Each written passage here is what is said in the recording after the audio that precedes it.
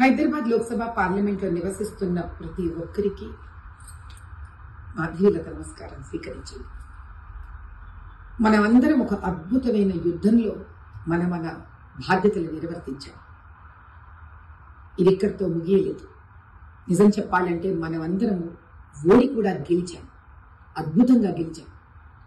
మనని ఏ శక్తి ఆపలేకపోయింది. 3,23,889 ఓట్లతో పాటు బ్యాలెట్ పేపర్స్ లో వేసిన ఓట్లతోనే మన ఓట్లు కూడా మన పక్కకే చూపించాయి. వాళ్ళు కూడా మనని గెలిపించారు. ఇవి కాక ఎన్నో ఓట్లు ఆ రోజు వేద్దామని వచ్చి అక్కడ లేవు అని తెలుసుకొని కూడా బాధపడకుండా ఆ ఓట్లు పడతాయేమోనని ఎంతో పోరాడారు.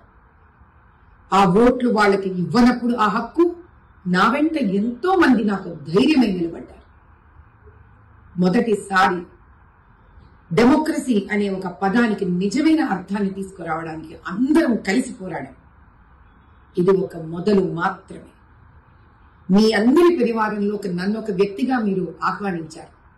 నా మనసులో నాకు ఈ రోజు ఇంతమంది నా అన్నవాళ్లు ఉన్నారనే ధైర్యాన్ని మీరు నాకు ఇచ్చారు. నేను ఓడిపోలేదని అనుకుంటున్నాను.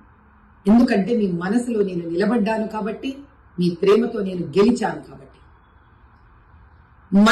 మన మీద గెలిచామనుకుంటున్న వాళ్ళు అధర్మంగా గెలిచారు. అది ఒక గెలిపిన ధర్మంగా మనం నిలబడి ఎన్ని ఓట్లు సాధించాం.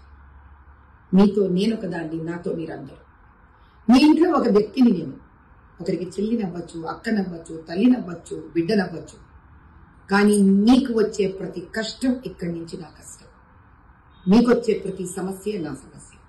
మీ సంతోషమే నా సంతోషం, మీ బాధనే నా బాధ. నాకు ఎంత చేతనైతే నా ఆఖరి శ్వాస వరకు, నేను బతుకున్నంత వరకు మీకోసమే నిలబడతాను. సదా మీ సేవలో ఉంటాను.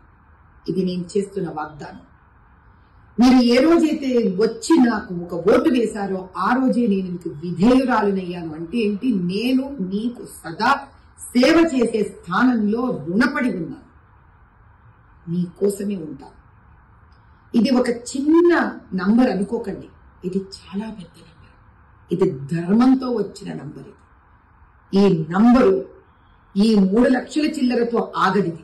ఇది 4 లక్షల 5, 6, 7, 8, 9, 10 అయ్యే శక్తి ఉంది దీనికి.